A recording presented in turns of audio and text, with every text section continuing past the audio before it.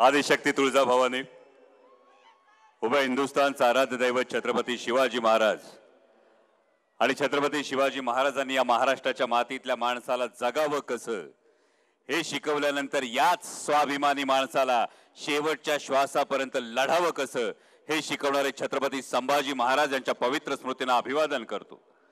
आज राष्ट्रवादी काँग्रेस पक्षाच्या शरदचंद्र पवार पक्षाच्या वर्धापन दिनानिमित्त मंचावर उपस्थित असणारे देशाचे नेते आदरणीय शरदचंद्रजी पवार साहेब, महाराष्ट्र राज्याचे माजी उपमुख्यमंत्री विजयसिंहजी मोहिते पाटील, राष्ट्रवादी काँग्रेस पक्ष शरदचंद्र पवार पक्षाचे प्रदेशचे अध्यक्ष जयंत पाटील साहेब, लोकसभेतले आमच्या गटनेत्या सुप्रियाताई सुळे, निवडून आलेले सगळेच मान्यवर, नवनिर्वाचित खासदार, सगळे मान्यवर आणि आपण सगळेजण, सगळ्यांना जय शिवराय। खरं तर वेळ खूप झालाय त्यामुळे जास्त काळ मनोगत व्यक्त करणार नाही, पण या निमित्ताने हे औचित्य साधून महाराष्ट्रातल्या तमाम स्वाभिमानी जनतेचं मनापासून आभार मानेन, अभिनंदन करेन। कारण 2024च्या लोकसभा निवडणुकीत खरं तर एक प्रश्न महाराष्ट्राच्या जनतेसमोर होता आणि तो म्हणजे 2024च्या या लोकसभेच्या निवडणुकीमध्ये महाराष्ट्राचा स्वाभिमानी माणूस, महाराष्ट्राची जनता ही स्वार्थासाठी सरपटणाऱ्यांच्या गर्दीत उभी राहणार की महाराष्ट्र धर्म जपण्यासाठी स्वाभिमानाने लढणार। आणि जे महाविकास आघाडीला घवघवीत यश महाराष्ट्राने दिलंय त्यासाठी महाराष्ट्राच्या जनतेचं सर्वात आधी मनापासून अभिनंदन करतो की स्वाभिमानासाठी, महाराष्ट्र धर्मासाठी लढण्याची बाजू ही महाराष्ट्रातल्या स्वाभिमानी जनतेने निवडली। आणि जसं सगळ्यांनी हा जो राष्ट्रवादी काँग्रेस पक्ष शरदचंद्र पवार पक्षाचा जो स्ट्राइक रेट आहे भल्या भल्यांना अचंबित करणार आहे आणि आज महाराष्ट्रातल्या युवकासमोर, महाराष्ट्रातल्या सर्वसामान्य माणसासमोर आदरणीय शरदचंद्रजी पवार साहेबांनी एक मोठं उदाहरण घालून दिलंय। आणि हे उदाहरण म्हणजे जेव्हा हातातलं सगळं काही संपलंय असं जगाला वाटतं तेव्हा हिमतीनं कसं उभं राहायचं असतं आणि कसं लढून जिंकून दाखवायचं असतं ते आदरणीय शरदचंद्रजी पवार साहेबांनी दाखवून दिलं। आणि त्याच बरोबरीने मी प्रदेशाध्यक्ष जयंत पाटील साहेबांचं मनापासून आभार मानेन, मनापासून अभिनंदन करेन।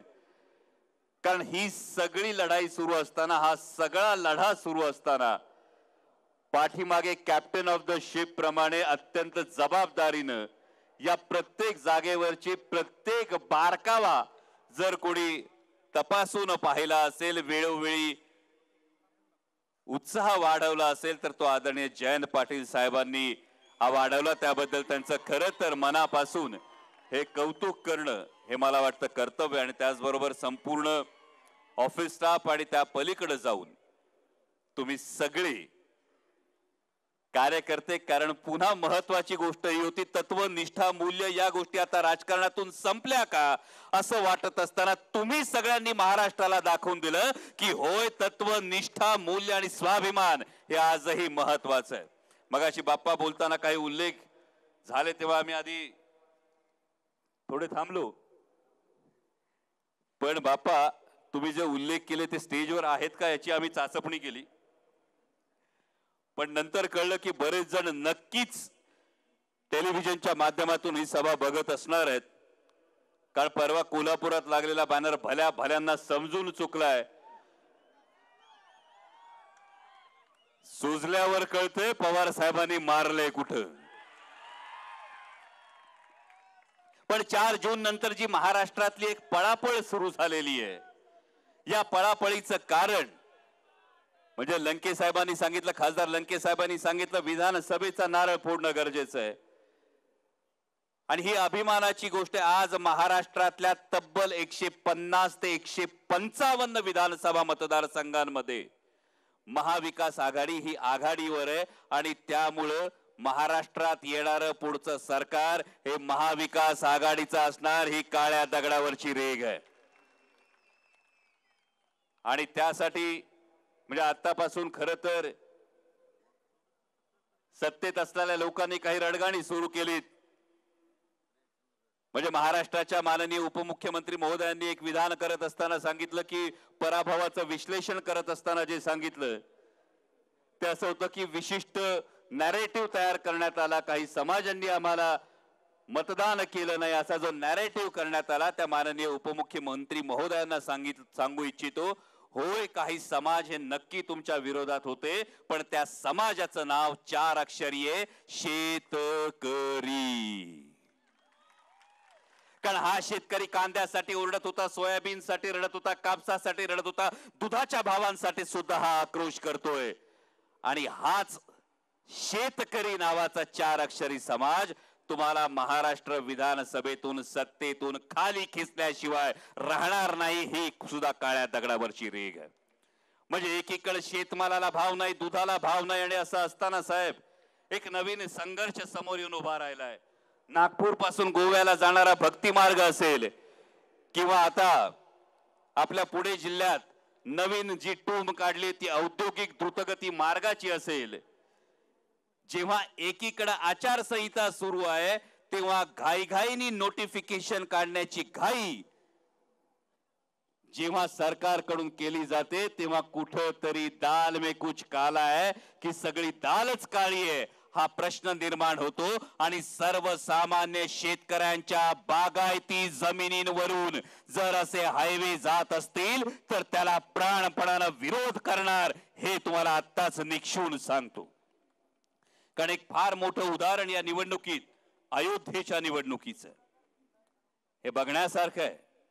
कारण या अयोध्येच्या निवडणुकीमध्ये अयोध्येमध्ये भारतीय जनता पक्षाच्या उमेदवाराचा जेव्हा पराभव झाला, तेव्हा हा पराभव कशामुळे झाला तर तोडलेल्या 2200 दुकानं, जवळपास 750 घरं जेव्हा तोडली गेली, जेव्हा रोजी रोटीवर संकट येतं, जेव्हा पोटावर लाथ मारली जाते, घरादारावर नांगर फिरतो, तेव्हा सर्वसामान्य जनता चिडून उठते. आणि ही वेळ आता येत्या विधानसभा निवडणुकीमध्ये आपल्याला दाखवून द्यायची आहे. कारण जेव्हा केंद्रातल्या मंत्रिमंडळाचा शपथविधी होत होता, अनेक बातम्या आपण वाचल्या असतील. या बातम्या वाचत असताना काही बातमी समोर आली की बिहारमध्ये विशेष दर्जा देण्यासाठी किंवा स्पेशल पॅकेजसाठी मागणी होतीये, आंध्र प्रदेशमध्ये स्पेशल पॅकेजसाठी मागणी होती, आणि त्यासाठी त्या बाजूचे घटक पक्ष जे आहेत हे काही प्रमाणात अडवून धरतायत. आणि तेव्हा खरोखर मनात आशा निर्माण झाली होती की एनडीएचे घटक पक्ष जे महाराष्ट्रातले आहेत हे नक्की महाराष्ट्रातल्या तरुणासाठी सांगतील की होय आम्ही पाठिंबा देतो, पण महाराष्ट्रातून जे उद्योगधंदे पळवून नेलेत, महाराष्ट्रातल्या तरुणांचा रोजगार जो पळवून नेलाय त्याच्याविषयी आधी शाश्वती द्या.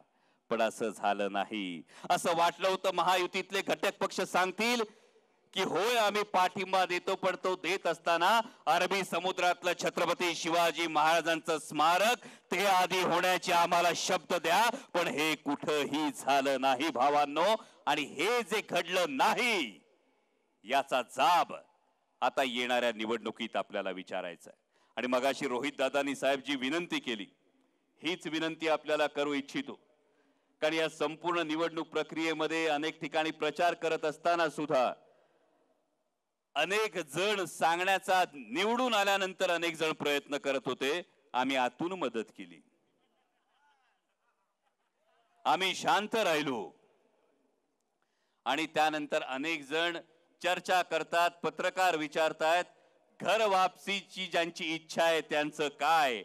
आदरणीय साहेब, या सगळ्या कार्यकर्त्यांच्या वतीनं मी आपल्याला सांगू इच्छितो, 10 पैकी 8 हा जो स्ट्राइक रेट आहे, 80% स्ट्राइक रेट आपल्या मार्गदर्शनाखाली जयंत पाटील साहेबांच्या नेतृत्वाखाली हा जो मिळवलाय, हा करत असताना हा सर्वसामान्य कार्यकर्ता लढलाय. आणि याच्या मेहनतीचा, याच्या निष्ठेचा आणि याच्या मनाचा या निर्णयात नक्की विचार व्हावा.